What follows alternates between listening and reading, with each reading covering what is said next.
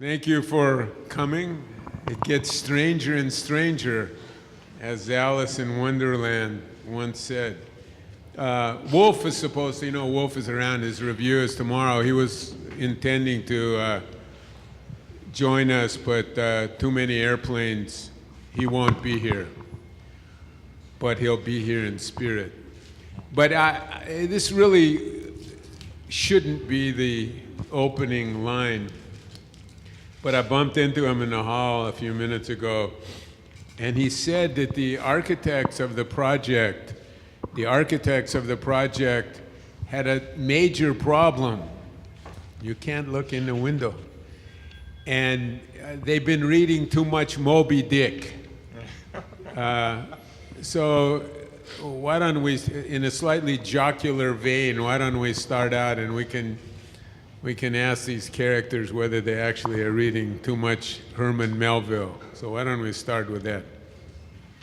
Well, my name is not Ishmael, so I don't think it's a Melville place that we definitely didn't start from the belly of the whale or anything of that nature, though, too. So I think there was many other starting points of this project.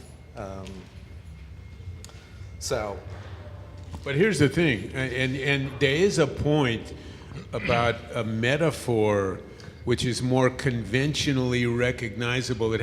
Pele makes a building many years ago, and everybody calls it the blue whale, which isn't by analogy this. And you guys make a whole series of associations which purport to account for the building in terms of technical issues and so on, and we get to those issues. But the instinctive reaction to the object may have nothing at all to do with all of your labeling and describing. So in a certain sense, what he was doing is reacting to a shape or an event or a color, which is legitimate. I mean, you say what it is and people react. So this was his reaction. I mean, I think in the last couple of weeks, I heard a lot of different interpretation of this, and I think that's actually a really good thing. I find that quite sometimes amusing, sometimes it's actually, I feel like we've done our job if you can, kind of trigger that kind of response. And I heard everything from this is version 2.0 of the Endless House, to Murasaki movie association, to this looks like Hernan's comment about the dolphin orgy. And I think I think that people are kind of responding and reading their own kind of interpretation into it, and so I think that's perfectly fine. I mean, that doesn't mean that was our starting point, but I'm not so sure it actually matters. Well, I mean, this raises another question, whether you're a sort of architectural democrat, meaning I can spend a lot of time describing a project, and I can write a text which you find next to the door, which I defy anyone to claim they know what it says or what it means. But after all that labor, that it's plausible for you guys that somebody would define the project or identify the project in a very different way, sure, as opposed to saying, this is what it is, this is what we made, this is what I say it is, and victory or death, meaning it's what we define it or it's nothing at all. To a certain degree, I do think that we are in the former rather than the latter. Yeah, I mean, I would say it's always when you're in when you start out with a project, I think you have certain expectations. I mean, we definitely had some expectations when we started out with this one.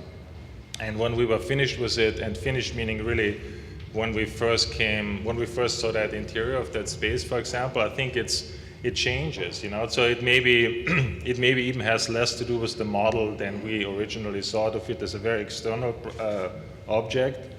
and we designed it really from the outside, but we really never really got an idea of the interior until we actually, until it was actually built. So I think there is, I think we are open for also ourselves to look at this besides the text and see what else it can be, or how it can be interpreted, or what the real qualities of it are, and that, and if that departs from the text, I think that's perfectly fine with us.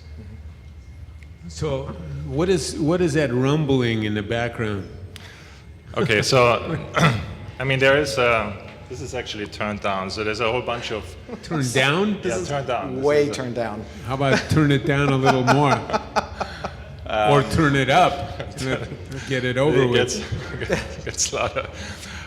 So there's a whole bunch of sensors in here that sense heat, essentially, and they trigger a series of algorithms and sounds that respond to your body temperature. And so there's a, I guess that's another aspect of that project we wanted to do. We're interested in doing something that's interactive, so where you can, that responses to your body and output something that is similar to what you would experience in an anechoic chamber, which is basically you start hearing your own body sounds. So the rumbling is basically your bloodstream, and then the very high-pitched sound is your nervous system. Right, but Or facsimile of. the problem, I mean, the interactive is a subject which needs a definition, not somebody says my project is interactive, Sure. and everybody says hooray, hooray, it's interactive. I mean, if you open a refrigerator and the light goes on, is that interactive? You slam the door and it goes bang, is that interactive? You walk on a floor which isn't laid properly and it creaks, is that interactive? I mean, there is at least a discursive issue about the interrelationship of inhabitants with tools or machines or buildings, which seems to happen quite naturally in the course. It seems to me you could have made a very different argument, which is, I'm going to walk into this thing and it's going to be dead goddamn silent. Because the truth of the matter is almost everything one does in an automobile, in a plane, in a car, we get to John Cage in a minute, in fact is auditory. And so whether the difference, I guess the conceptual difference is you open the refrigerator, the light goes on, has an operational intelligibility, otherwise you can't see the cheeseburger you stuffed in there 3 days ago. So you need the light on. The difference is that there isn't a qualitative way to assess what's going on here. In other words, the sound is at least so unrecognizable. It might be appealing, it might be disconcerting, it might be, what the hell is it? It might be a tsunami is coming. I mean, it could be any number of things. But when the light goes on in the refrigerator, you anticipate that, you recognize it. I think the only issue I'm raising is you're saying, and you have said in your text, that the sound mediates between a built presence and a human presence. But if it does, it mediates in a way which is not intelligible to the people who are, I mean, I was in here with Stephanie and I said, did you do that? Did I do that? So, I mean, you'd have to test it and use it and live in it, if you scream or if you jump or if you whatever you do. So what I would say is it requires an explanation from you guys about whether it mediates between building and people or whether it's just a noise which doesn't connect anything to anything. Well, maybe our fascination with the topic comes when you are in an anechoic chamber. There's a change in your sensibility as of there is no reflection of any sound. So therefore, you start losing somewhat of a sense of space. You don't know what's really up, what's down, and you become somewhat disoriented in the space as long as you're in there. So, and I always found that kind of a fascinating thing when you take certain things away that you're used to, what that kind of produces in terms of your experience of space. And so, in a way, yeah, sure, I mean, it's like the light in the refrigerator has a function to it. This has probably less of a function to it rather than it is, and when it's actually running, and you're in here for a while, it starts producing a certain uneasiness because it starts interfering. Uneasiness. Yeah. I mean, it's certainly not conducive to a conversation. If you think the objective of the conversation is for me to hear you and you to hear me. No, sure. I mean, it was. I don't think it was. I have no goddamn idea that people who are standing around this thing can hear anything or not. I don't know. Right. Which is also odd, by the way, because you're talking is like talking in an MRI, and you don't know whether the doctor is looking out the window or looking at the image. You're actually completely disconnected with the audience. Well, I think there's also a forced Can you interaction. guys hear out there? Marcelo, can you hear? Yeah. Nothing. Perfect. Beautiful. I think there's an absolute forced interaction with the object, though, too. A lot of the things that we purposely made was, they are not necessarily perfect viewing heights, perfect. You have to, bend over to see a lot of these things, step up to a lot of these things, squeeze through the space, watch your head height in this. So it's not necessarily a object about ease. But I think what we're always testing in these exhibitions is not only the object as an object, but the object and the claims that are made about the content of the object. In other words, what accounts for its configuration in a whole series of decisions. And to repeat what we always repeat, obviously, all the guys in the black shoes, black socks, black pants, black shirts, and black coats stand in front of the students and they say, you have to do the following, okay? So the objective of this is always to put faculty, architects, so on, in a position which is analogous to the position we put the students in. That's really the point, that we're vulnerable or susceptible or open to or welcoming of the same kinds of criticism we give to the student work. So if you say the sound is disconcerting, or if you say the sound is a third element, I wanted to ask you one more thing about the sound. So this would be one thing, but as a mediator, as something that allows you to understand that there's a relationship between the configuration of the space and the behavior of the people in the space, and the reading of that comes in the auditory component. And I would still say it's not intelligible. It might be interesting or disinteresting. It might be disconcerting or congenial, but it stopped. What happened? You stopped breathing or something? You know what I mean? I think this is for me an issue about the sound. It's too bad Wolf isn't here. And I'm pretty sure he did a project that didn't build it. There was a tower, and you walk through a square in Vienna, and when you jumped over a line, which is a line that ran out horizontally, you jumped over the line and the lights in the building went on. It's like there was a building as a refrigerator. Right. You know?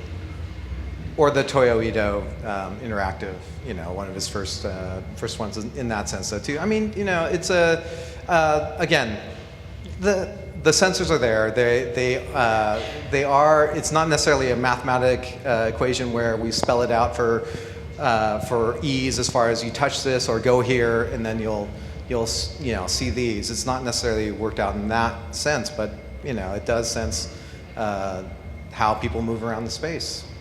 There's no doubt about that. You understand what I mean? I don't have to beat it to death, but that as you do it, it's not clear how what you do is responded to or generates a sound reaction or a sound response.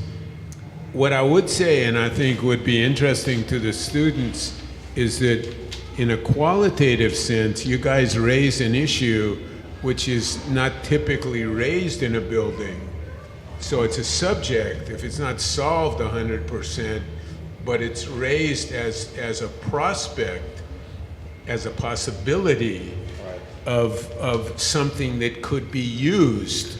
So when you get up in front of the jury next week, you know, you put your finger on the drawing and the music goes on, you know, this kind of thing. So that there is, and I can think, but this is an easy one. I remember going to the Utzon made a church outside of Copenhagen, and I remember walking into the church and not feeling particularly moved. And then somebody in the organ loft started to play. Now it's a church, so you would expect music. It changed the whole building. It changed the whole building, and the experience of the building relative to the sound was entirely different than the building without the sound. And I think the prospect of it, the notion has a lot of appeal. I think the solution to be honest, we didn't quite get there yet. I think that's the spirit of the installation, though. It is an experimental effort that you know you're doing when you're given the opportunity to do an installation at SCI-Arc. That's, you know, you're going along a number of paths, which also brings to mind. I think we absolutely need to acknowledge the monumental effort that the students did as far as help putting this together as well. I mean, it was a very wonderful group. We get to that. I mean, I think the assembly and the Yep. thin shell and all of that. In your text, the text that you wrote, you referenced John Cage and 433. And I don't know whether people know that, but that's the piece which is no piece. So you walk into the concert hall, you people know what it is, or you don't. You walk into the concert hall, I don't know who I'm talking to. How would I know? But Cage wrote a piece, and the audience is seated, and the pianist comes in and sits down at a piano and gears up and plays nothing for 4 minutes and 33 seconds, and then everybody goes home. So this was a very famous discursive discussion about something a little bit different. It's not the same as this. The question is, what is sound? And if a conventional musical definition, it's melodic, it's harmonic, or even it's abrasive, it's Bartok or Cage.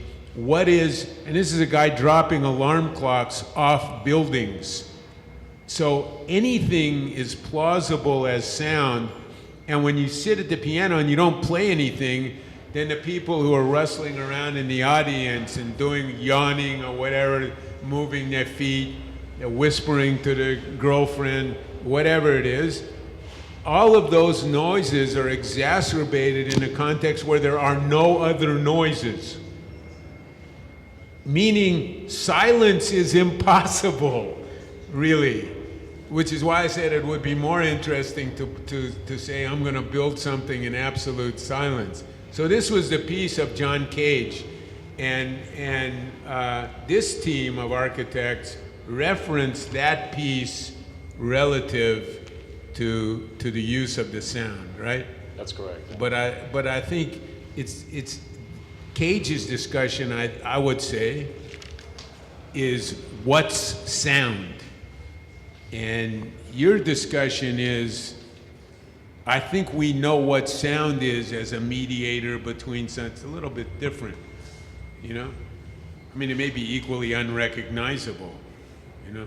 But I don't know, you want to say anything about John Cage? Well, in terms of, for us, when we started with this thing, actually, initially this was supposed to be out of acoustic foam, the whole piece. And it was conceived as an idea of producing a sound dead space and then coming basically in a chamber of sorts that's highly absorptive, and then but in a way also is able to play things back at you. So it's not just about producing an anechoic chamber, but like, the whole point is it's a sealed space of an anechoic chamber. This is not, obviously, it has openings. So cutting these openings into it and then kind of bringing the sound back into it, that was somewhat the idea.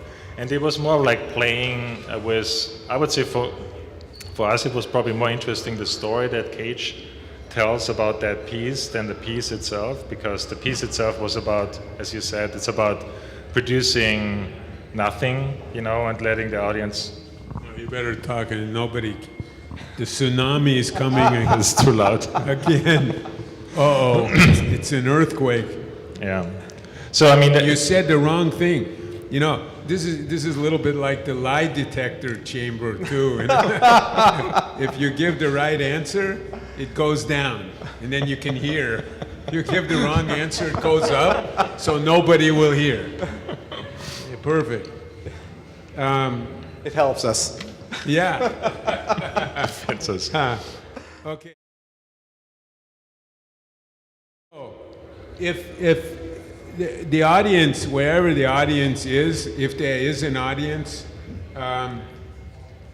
in writing about the project, the architects describe, this is a paraphrase, describe their firm in terms of relationships to new digital tools, new technologies, new materials, and all of that. The implication being that somehow the exploration of new technologies produces new ideas in architecture. And I think this is an important point. There's another way to think about conceptual strategies in architecture, which is different, which is that the idea, the conceptual idea, the strategic idea, the organizational idea, the spatial idea, whatever it is, precedes the technology.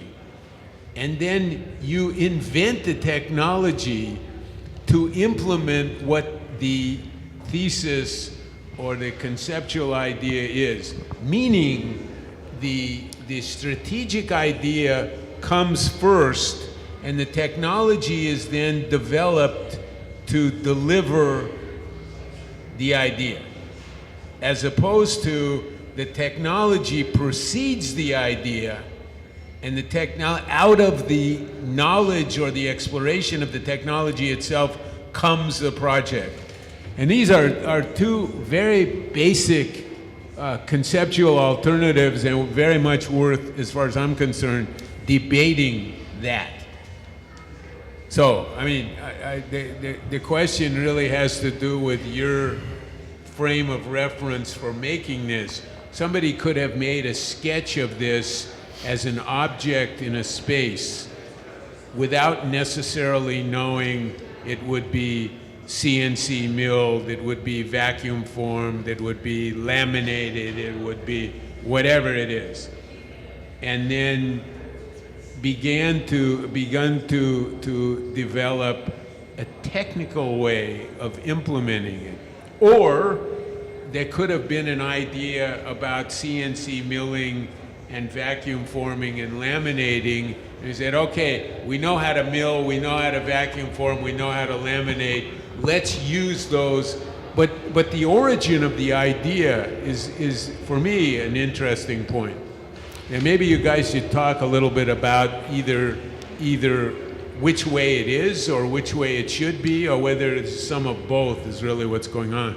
I'm going to answer with somewhat both. It definitely is. There's, as we explore the object, the design of it, it was also a parallel path of, how the heck are we going to do this, and what sort of strategies are we going to take to put this thing together as well, though, too. So there was, two somewhat parallel paths to that. I know that's not the answer you want to hear, but that's, to a certain degree, what it was. I was just wondering whether you recognize the possibility that an innovative approach would come not from an application of a new technology, but from outside the technology, And furthermore, simply because you apply a technology which is new doesn't guarantee that what comes out of the application of a new technology is new in any way. But, I mean, I think for us it was Better put that closer. closer. For us it was, I mean, we started out, as I said, very differently with this thing, and we kind of worked our way through to kind of collapse structure and surface into one thin surface. And that by itself, that wasn't really something we started out with necessarily, but we looked at like different things of how to build a frame, for example, and how to produce an outside and an inside with a conventional structural frame. And then it became more and more apparent as we're working through this that to eliminate the frame altogether and actually just working with the surface as a structural device and as a space So maker. originally there was a frame. There was a frame, yeah. And so it was a sandwich. There was an inside That's and right. an outside. That's Absolutely right, yeah. So it's, you know, it's just working through this, it became what it is right now, which is that it's a thin shell structure. You know, it's 16 feet tall, it's super thin, it's about 3 millimeter thick. And that became part of the challenge. How thin can you make something, and how tall can you make something, and does it stand up? And how do you join it? How do you connect it? You know, and like how does it behave? Like we So originally. if we built it 6 inches taller, it would fall down. It's pretty much on its limits. You know, it's like the whole thing. It looks pretty stable. I don't but mean literally, but in other words, what you're testing, and I'm not sure that's clear, but what you're testing is this technique to make this kind of a shell at this scale, and what are the limits in terms of height or diameter or whatever it is, after which point it falls down. Yeah, and also how We've had things in here that fell down. I know, Right. I know. Everybody, not too many, nobody got hurt. But there's always the argument that the fact that something falls down is indicative of the fact that the people who were making it weren't quite sure how to make what they were making, which always has a certain amount of appeal too. Right. Meaning it falls down, you adjust it, and you make it again. And I would say that's totally the spirit of this piece too. I mean, we knew how to make that kind of geometry conventionally, I would say, you know, with the structure and the cladding on either side. But the challenge was really like, how can you take a material that really has no property in terms of strength? It's like a water bottle plastic that we used. And can you turn this into something that behaves strong, looks strong, but really, and by using the geometry and the way how it's connected with one another, I think that's, you know, that was for us somewhat the challenge and the experimentation also to figure out how can we make that, you know, stand up, work, etc. And do not touch it, but it does jiggle. I mean, it's certainly a quizzical reaction to a piece of engineering. Don't touch it or we'll kill you. Or don't touch it or it'll kill you. It will kill you, by yeah. collapsing. You know, which sounds like a kind of, so you must have some sense if I lean backwards, the whole thing's coming down. Not where you are at, but yes. That's why I'm sitting here, but where you're sitting is coming down. Do you guys have any drawings of the frames, the original schemes? Would be interesting to see, and I think interesting to see for the students, if it was originally imagined as a system of ribs with surfaces, either outside or inside or wherever the surface was, and then it evolved into something else, because it's always been my impression, and I think you see this on juries, the student stands up and says, okay, here it is. And in fact, you're representing 5 weeks of work, or 10 weeks of work, or 15 weeks of work, and you could have turned left here and right here and hung a U over here. Were you in a position to see the working chronology of the project? And when you don't see that, which is a way to present it, here it is, this is it, hasta la vista. But in a learning context, from my point of view, it's very helpful, particularly you guys are working and trying I think it would have helped to see that. We were thinking about that. I mean, we were also thinking about showing the process of the making of this. It just, there was a point in the project where we thought we're going to show the panels and the vacuum formed foam and like some much more process. But I have to say, like when we started building it here in that space, that really changed. It's how much can that space take in terms of like information and object, and we felt like that it would have been too much to start climbing the walls with more information about process and stuff. So that's right. I mean, I'm not necessarily saying you built it or mocked it up, but if it were imagined, I think the sequence of imaginings rather than, and I think this also has to do with the digital technology, where one thing erases another thing almost immediately, and therefore there's very little in the way of a record unless you specifically make an effort, which I think really should be part of all of these discussions, because whatever we have here didn't arrive as it is. It arrived through some kind of sequence of thought, and I think for this sort of audience in particular, the sequence is useful to see. But we don't have that. There's no record of that. Not really. I mean, there's no drawings, there's models, since we... Yeah. Models of that? Digital models of There's that. digital models, there's a whole sequence, but yeah, it's not documented per se. Right, but it wouldn't have to be done. Right. It could be a sketch on a napkin, just to understand what preceded and what followed. I mean, I think this is useful. Anyway, the idea, I was just thinking about this as a prototype, and Candela stuff? Yeah. So I don't know if the students know that, but they should know that. Candela, who is, I guess, originally a Spaniard, but spent most of his working lifetime in Mexico. And I can remember going around with a Lexus looking at these sort of very crude in a way, but very imaginative so-called thin shell structures in Mexico City. But one thing, because you're referring to this as a thin shell, and one thing about Candela's stuff, which is as experimental, talking about making things which were not we're talking about going back 50, 60 years. Hang on, just have a second on that. Let me just get it out and you can respond. There is a prototype, and it's a legible prototype with a material that is recognizable in a structural context. So this is concrete, and however acrobatic it is, you have a sense that it does what it does in terms of the interrelationship of the shape and the material. And you say that this is a thin shell.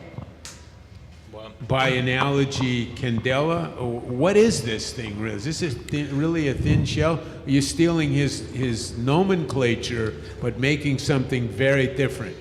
But it's, I think it's purposefully not form-found, which would be the approach, that structural approach is like the form basically follows its structural behavior, and then that's the kind of formal language you're stuck with. This one is not a thin shell in that sense, because it's like obviously each surface is different, and it has nothing to do with form-finding structure. It's like it's designed independent from that, but then using a technique of joining and producing thinness through the material, and I think that's a totally different approach than looking at like. But if it's a different approach, but you're calling it a thin shell. Well, the material does not hold itself up in a flat form like a piece of paper. It's going to flop This over. material This material has to be bent. as a double curvature, it starts to form rigidity and hold itself up. And so we were absolutely testing that. With Candela, I would say... But are you testing the limits of that? I think with Candela, I would say it's an attack that's much more about efficiency, or the pure efficiency of structure. This is not necessarily. I mean, if you look at Candela's stuff, I would say it's hard to define that work as efficiency. Otherwise, nobody would build a shell to begin with. But it's hyperbolic in its nature, though, too. I mean, there is an It's a engineering. double curve, and some of them are very different. Some of them are more complex, and many of them are churches, of course, which has also something to do, like Utsen's music, with the experience of the church, space, religion, which is an old idea, actually. But what I'm saying is that the intelligibility in an architecture, fabrication, engineering way of a material with a certain thickness, which does what it does without a substructure or a rib structure or a panel structure. It does it with a relatively thin, consistent sometimes, variable sometimes. And I didn't quite understand. I mean, this structure has ribs, okay? I can see the ribs, they're all over the place. So this is not a constant thickness. There's a thinness and there's a thickness. And you can read the difference. So the panels have edges, they have ribs, like lots of panel systems. So I'm just wondering whether the relationship to the thin shell idea is a plausible equation, or whether we got something here which is totally different. I think that's somewhat semantics to a certain degree of thin shell. I mean, it literally is a thin shell of a structure itself, though, too. But again, the emphasis is not necessarily the original design emphasis is not about efficiency of structure or efficiency of riveting or panelization or in that nature. I think it's something else. I mean, what you're calling efficiency, I really wouldn't categorize Candela's stuff in any way. It's probably, in terms of what it takes to do it, what it costs to do it, to form it, to engineer it, to build it, all of that, it's probably the least efficient conceptual structure in terms of it could have been this or it could have been this. So efficiency in terms of the nature of the engineering is different than efficiency in terms of the nature of the space. It seems to me that there's an objective, a conceptual spatial objective with Candela, which has to do with the appearance of a special building among regular buildings in the city, and an interior experience of a church, a religious experience. So there's an exterior reading, an interior reading. They're not always the same, by the way. So purposefulness in terms of the structure, I think here the purposes are not so clear.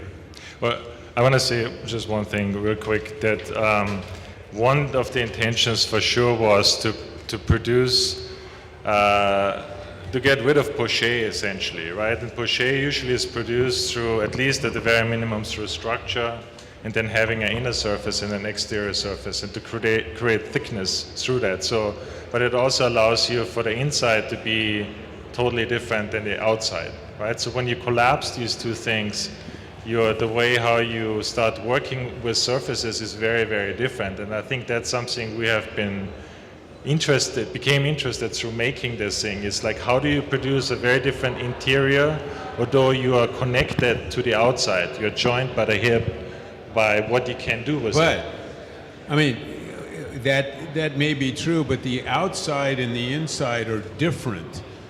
The surfaces are different, so that, which raises another question. I mean, goes back to the Candela question. If you make something and it has an exterior purpose, so I don't know if anybody around us at all, I have no idea, but if there are, what they see up on the walk, on the floor, is very different than what we see and what we're doing. Yeah.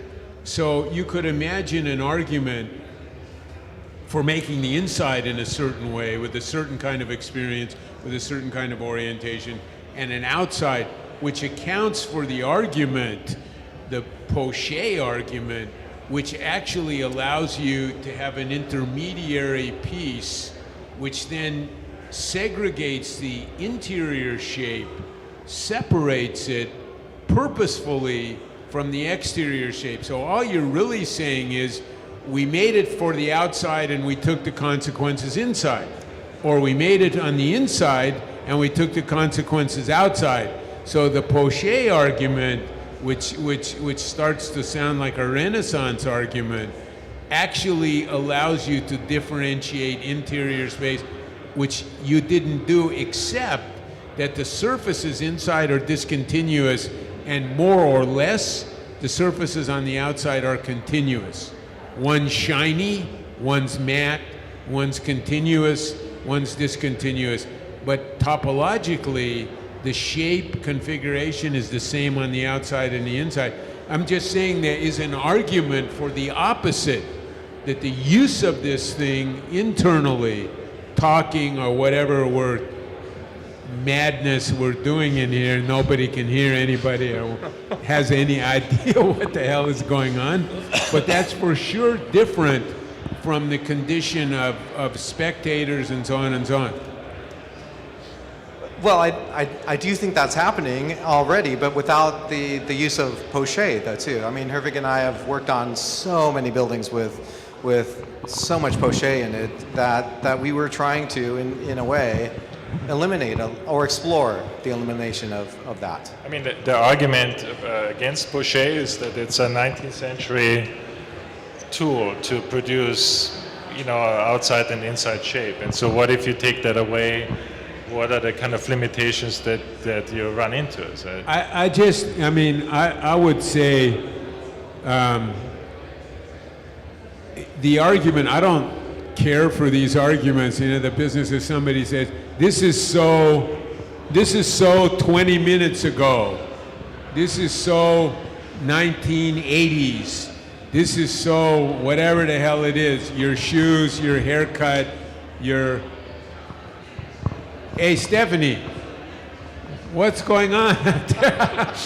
This MRI is going on. Nobody...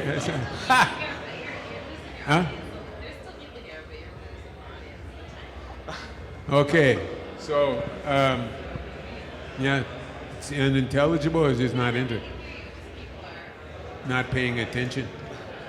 It's the autonomous object speaking to everybody. Okay, I think we arrived at the conclusion. I want to thank the architects for their effort and offer to the audience, or what's left of the audience. Anyone have any questions? But if you have a question, you have to come inside the MRI to ask the question. Any questions? Thank you very much. Appreciate your effort.